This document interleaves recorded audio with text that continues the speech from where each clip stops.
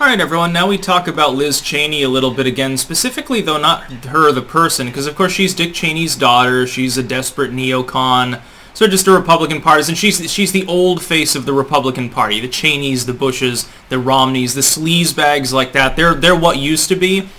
For a millennial voter, it couldn't be better that they're being cast aside. Like I couldn't even consider supporting Republicans in the generic sense even now until people like that are removed from the party. If they kick out Liz Cheney, the party becomes 10% more palatable instantaneously. So just a hint to people like McConnell, yeah, Lindsey Graham is right for a change. You should embrace Trump's change as opposed to staying in the 1990s. Be doing a write-up actually later on Substack. Link in the description to my page there, by the way. Here's the thing. Right now, you have the entire legacy media, more or less, and minus a few dissidents, and I'll get to them probably as well. And most of the Democrats are like calling Liz Cheney heroic and stuff because she stood up to Orange Man's bullying and stuff. I'm thinking to myself, can I ask the Republicans a very rhetorical question, because you should be able to figure this out on your own. Do you think that the Democratic Party wants the Republicans to be strong or noble or something like that? Or do you think that they're doing this because they're terrified you're going to clean house, literally and figuratively?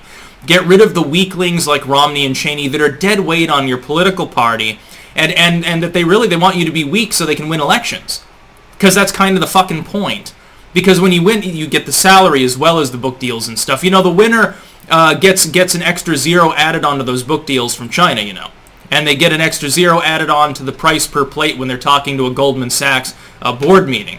So they get a lot more money out of it. Of course, politicians, even if you have a false dichotomy two-party system, you still want to win the election. You're still going all out within the realms and parameters of what you're allowed to do by your party, of course, to win. Liz Cheney is literally look at the name Cheney. What connotations does that have for every under 40 voter in the United States? The Iraq War.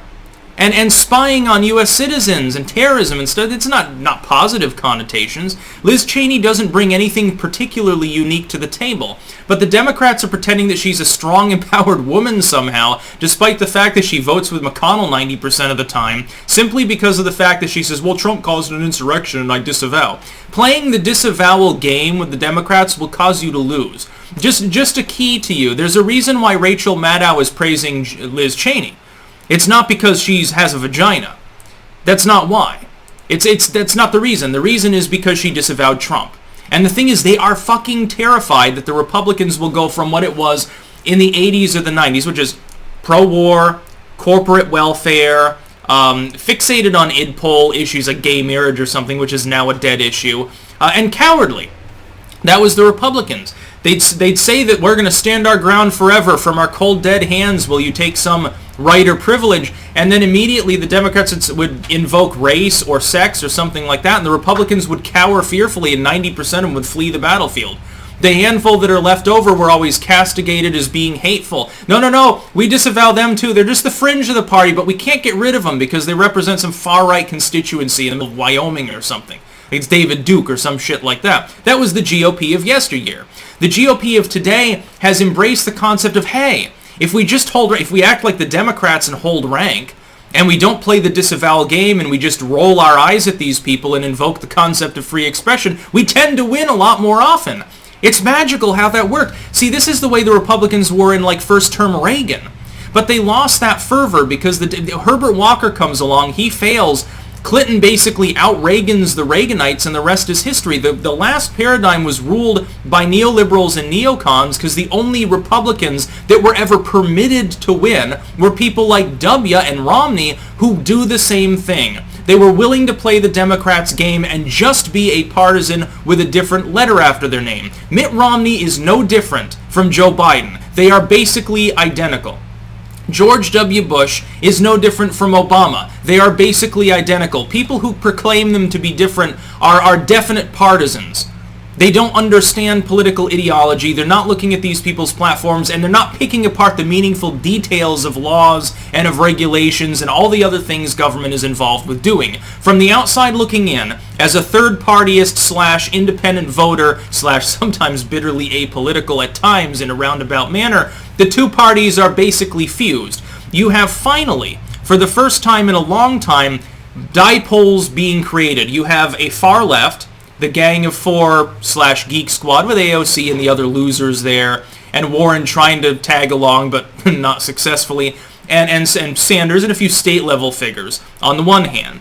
You have the MAGA populists, which are roughly overlapped in some cases with like the Ron Paul remnant, and those form dipoles. In the middle, you have the neocons and neoliberals desperately struggling to proclaim to the population, no, we really are different. No, vote the lesser of two evils. If the other guys win, all hell will break loose. They've done this forever.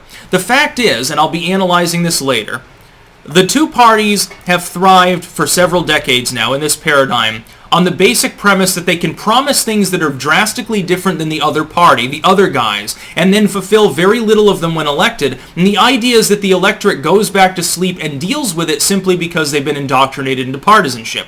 What we see among the Republicans is that paradigm is beginning to break down, and it's got the Democrats terrified. They are afraid of the Republicans being forced to overhaul their message away from neoconservatism. They're afraid that the Republicans will become a party that's actually respectable, actually represents the little people, because it will force the Democrats to do what they did in response to Ronald Reagan with Clinton, which is to reformulate things. They, too, will have to do that, which means they'll have to abandon globalistic trade deals. They'll have to abandon corporate welfare. They'll have to abandon sucking the cock of billionaires, but it's so lucrative they don't want to do that. The Democrats are living in the 1990s. The Republicans are slowly modernizing to the current century.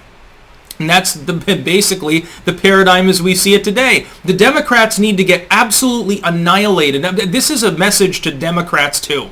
Let your party get fucking annihilated in the midterms, and trust me, in 2024 you'll be in a better position. The party will rapidly overhaul like the Republicans are doing, and maybe you can actually field a winning platform for a change. You already got beaten in the last election. You lost most of your House majority. You failed to take the Senate. You have a 50-50 split and Joe Manchin exists, so for what it's worth. You lost a state house despite targeting 6 supposedly vulnerable GOP-led state houses. You're going to suffer that again in 2024 unless you allow the party to get crippled in the midterms. Let the Republicans obstruct, and then hopefully Pelosi's gone and Schumer's gone. These morons that are fucking your party are gone. On the Republican side, get rid of Cheney. Let Mitt Romney defect or fuck off under the wheels of a bus or do whatever he wants to do. Get rid of him. Fire him. Make it clear he is not wanted. Make Bush clear he's not wanted. No millennial of any sanity, unless they were raised partisan to begin with in the middle of the woods in Alabama, is going to support a GOP that continues to give a reach around to George W. Bush. Sorry, but he was the worst modern president. Yes, he was worse than Obama. I can't support, I'm never going to register as a Republican, but I'll feel much more positive about them and their generic federal platform if they get rid of people like Liz Cheney and Mitt Romney. It's just the way that it is. And let alone Gen Z, they're more liberal than the millennials. You think that they're going to support the party of people that want to start a bunch of wars and just suck off corporations? Let the Democrats suck the corporations off. That's what they've been doing well for the last few years. In the last election, most of the billionaire cash went to Joe Biden. And initially, as well, coming from Michael Bloomberg, to the tune of $100 million in Florida, which they still managed to massively lose. Florida is no longer going to be a swing state, I'd hazard, considering Bernie Sanders' Cuban comments with regards to Castro. The paradigm is shifting. The Republicans are embracing it. This is a sign of good things to come. Get rid of Liz Cheney and all the other neocons and everything will be fine. But don't think that the Democrats are holding Liz Cheney up on a pedestal because they want the Republicans to be noble and good. We just want you to join the good guys. No, you want two parties. The Democrats want you to be the bad guy. They want you to have neocons. They want Liz Cheney to be there to say warmongering, stupid bullshit. They want Mitt Romney to be there to be an embarrassment. Do you remember Romneycare? Literally the underpinning of what became Obamacare? It's still on the Obamacare's website, still touts that. Now, people are forgetting all of this. Yes, Mitt Romney the hero because he said that Trump was a bad dude.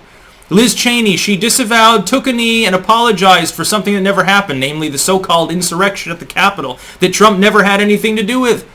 He told people to be peaceful, march peacefully, and then fucking go home the next day. That's not an insurrection. It's not a call to arms. It's not even a call for people to riot, which is what actually happened there. But it was a mostly peaceful protest. Only a few people died. I keep hearing from the MSM that you can burn Wendy's to the ground and you should just be released. Oh, it's reasonable anger. It's okay. Not too many people got injured. Not too many billions of dollars of damage were done. No. Only a total moron would believe that the Democrats and the lamestream media are applauding Liz Cheney because they want a strong Republican Party. Are you nuts? These people, yes, they've been calling literally every Republican the devil or Hitler for the last 30 years. But all of a sudden, hashtag, now they're the good guys. They're the Rebel Alliance. It's just like people saying, like CEOs and stuff. They've castigated them for decades. Well, they're polluting and running workers down, and they offshore their money, and they screw people. Okay, but then all of a sudden they say Orange Man bad and fly the rainbow flag, or say BLM's pretty cool, we're donating to them, and all of a sudden you lemmings glaze over and think that they're the good guys. They're part of the Rebel Alliance now. We're going to smash the system with help from our sponsors at Nike and Reebok. Come on, give me a fucking break. You got to be a moron if you believe that. That's about all. Peace out.